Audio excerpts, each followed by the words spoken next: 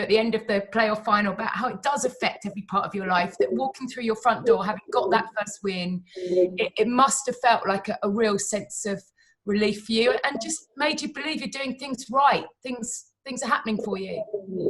Yeah, definitely. I think it's the main driver this year is us being level.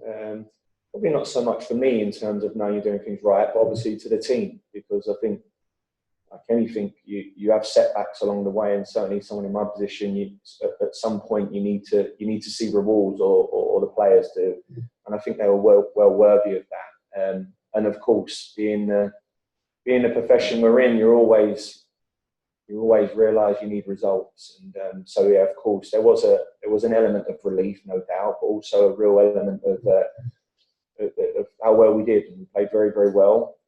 We played well in the previous games to this, but not been able to get the win and get the points. So that was big for us on Monday night, and something for us to build on. While also always staying level, because no doubt we will have some more bumps along the way this year. And have you seen a noticeable difference in your players? Because they must, there's that air, isn't there, that you kind of come in and you work hard, but when you do get that win, there is that confidence. And sometimes it transpires in the top 2 inches, doesn't it? If you go out again at the weekend knowing that you've got that behind you. Yeah, definitely. I think you're right in that. I don't think if there's one thing I will say regarding the group and the way things are, it's always felt like that. I don't think for one second that the game was, I think, our 7th game. We've not won in 6. But I think every game we've played this year, I don't think anyone could point the finger or certainly tarnish at us that we look a bit of a downbeat team, or we look a team that, lacks confidence. I think people could point a lot more fingers in other places, and we will understand that in terms of maybe some errors we've made or some improvements we need to make as a team.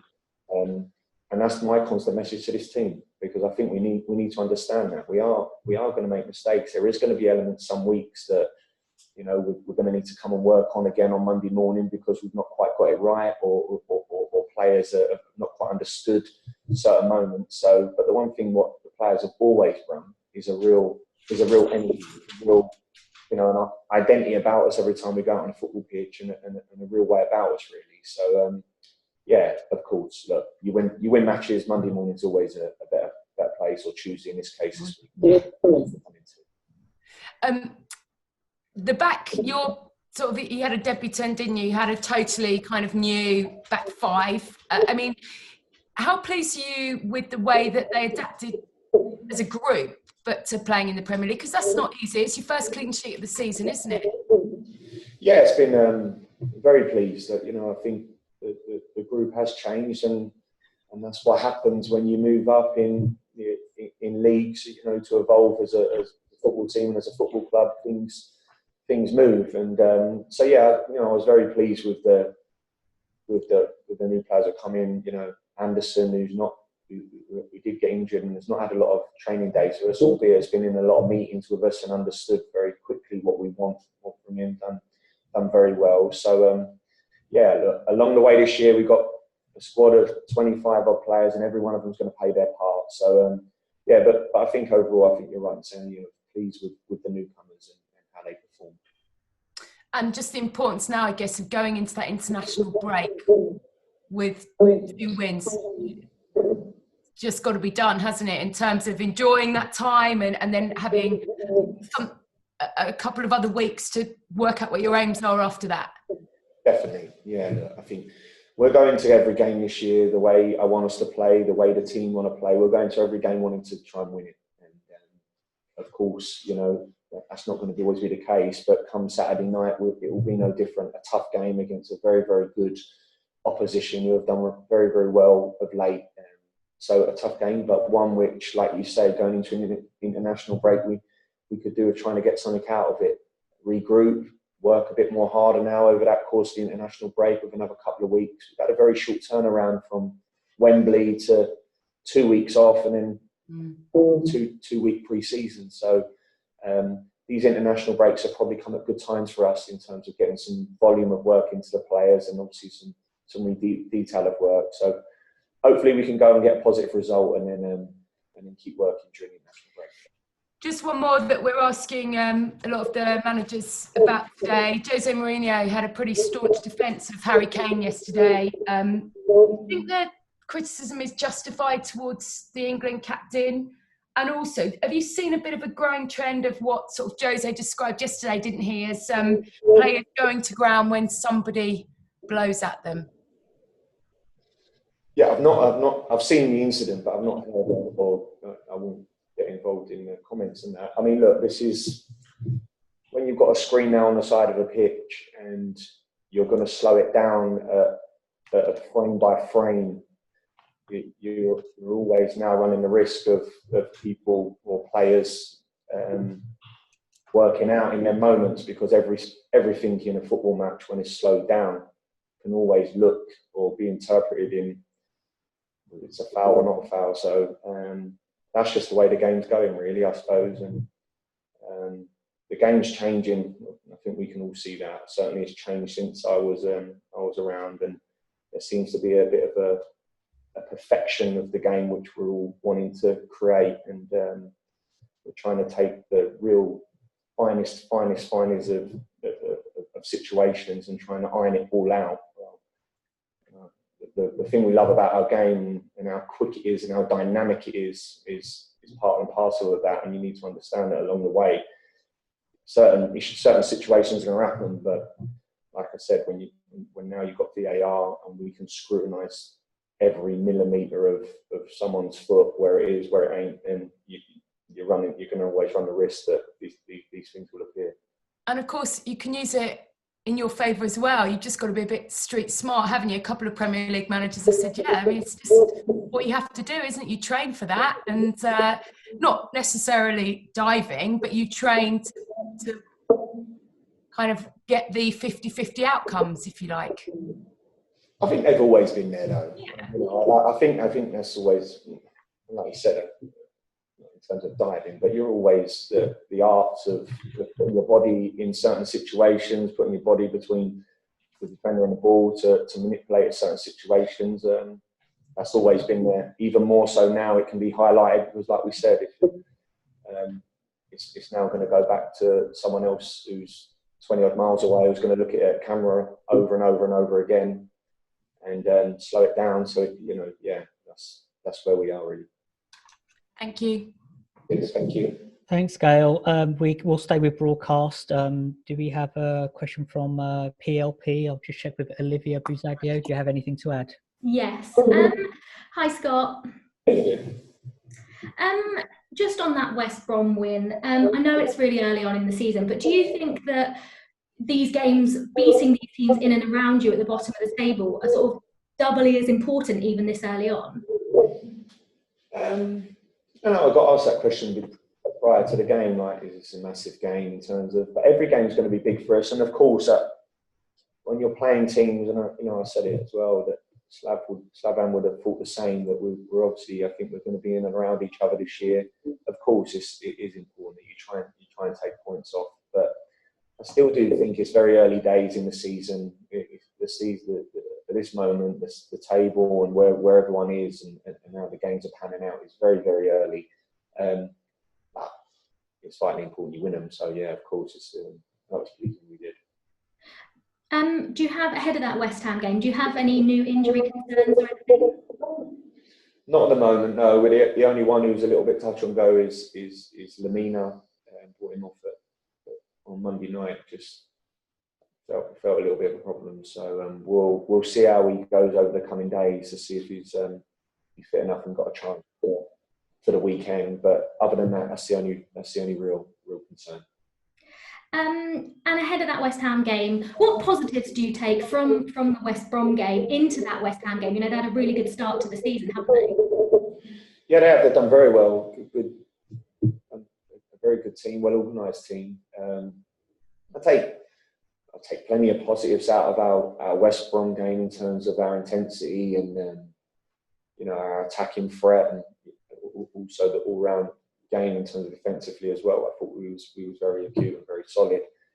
But I took a lot of positives out of the previous games, and of course we've not won them. And understand that. But there's been a lot of positives. So hopefully we can take the Monday night's game and obviously move it on again on Saturday and keep improving as a team and as a club, and then see where that takes us.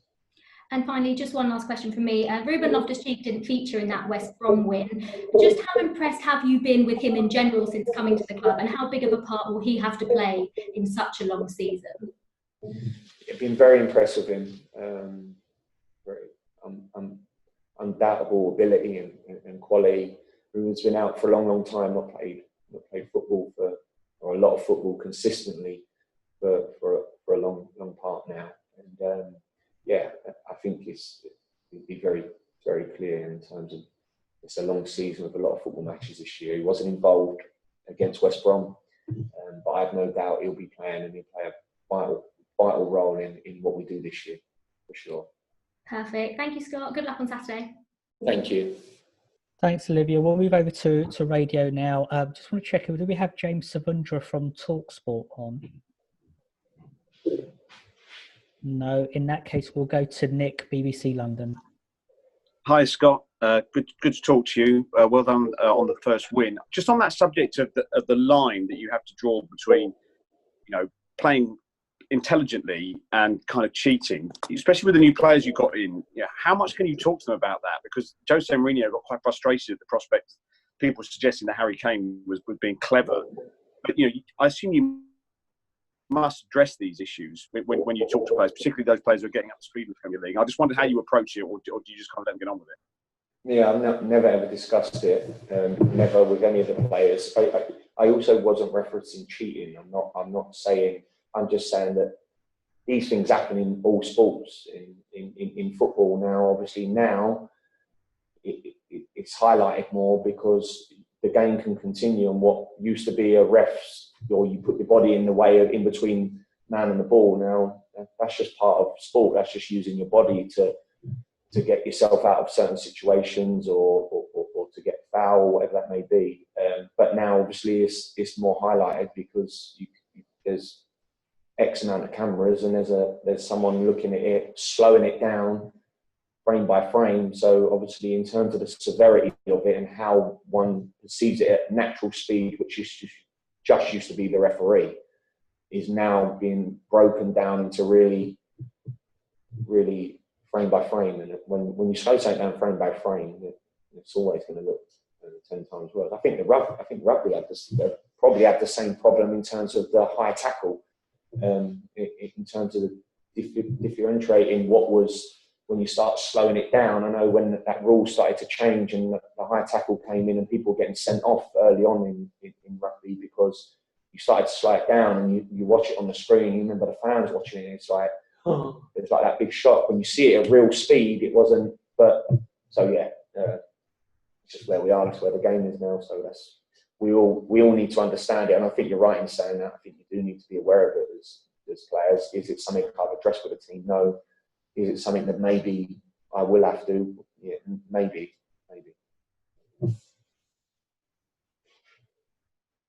I mean, could you imagine sort of changing the way you coach? Because of this now stage by stage breakdown almost that you see, because you have to prepare players that what you've just done or what we're practicing is actually going to not just go in the blink of an eye, it's actually going to be broken down in stages. That is conceivably something that could end up happening, particularly with VAR in the Premier League. I think that's what is going to happen. I think that is what is going to happen. It was only 3 weeks ago we were discussing the handball situation and how we had to change it, and obviously that got changed. But again, we was at a pivotal point where all of a sudden you're going to have to change the whole coaching manual and philosophy on how to defend. Because at that moment, if that rule would have stayed in, everything you teach a defender to do from grassroots at under sixes to professional football, there's elements what you'd have had to totally change. And you're probably, like I said, now when the game's changing quite drastically, really, in certain areas, and I think that's clear to see. That I think as a coach, you're always going to have to be very aware of certain issues or certain things. There's a million things what I'm thinking of where obviously now all of a sudden it's either becoming, it's going to come out of the game totally, whether that's tackling. You're looking at a game now where really any sort of mistimed tackle is you're on the verge of a red card. Or certainly people are seeing it that way. So yeah, there is a lot of things.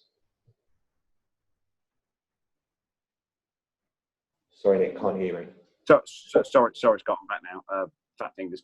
I just want to ask you about how big a lift there's been this week. I mean, can you see it in the training of the players and the way that everyone goes about things because you've got that first win? Does it have that tangible an impact?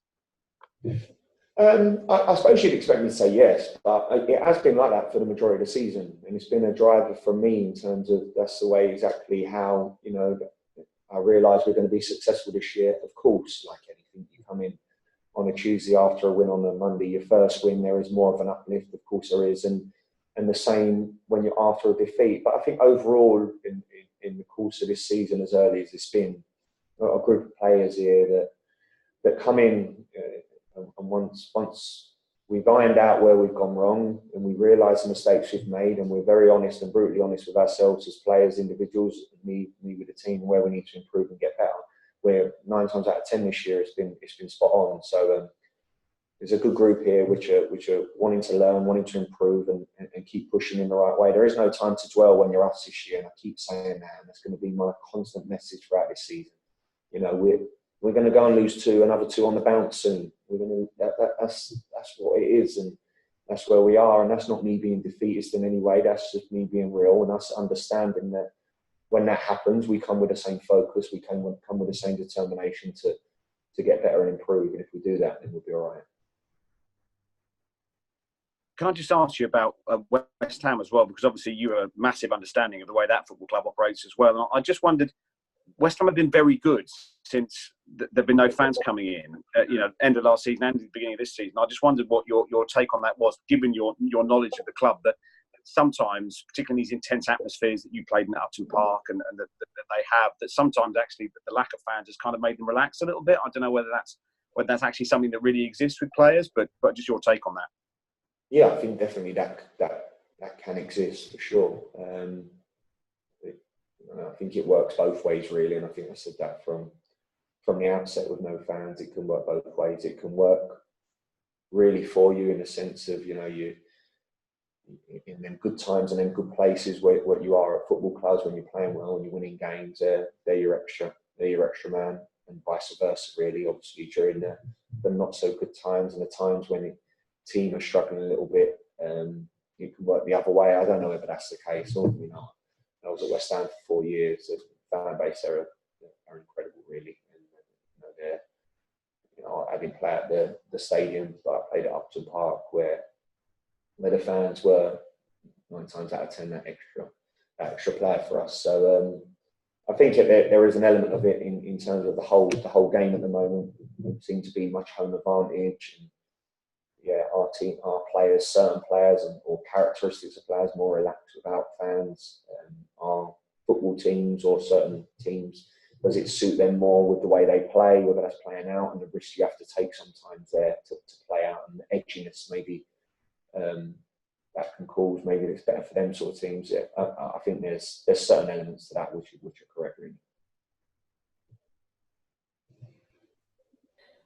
You're on mute, Nick, so I'm assuming that's the last question. Scott. Yeah, that was it. Thank you very much. Great, thank you. We're going to move to written press, but I just want to check one more time, James Savundra for Talk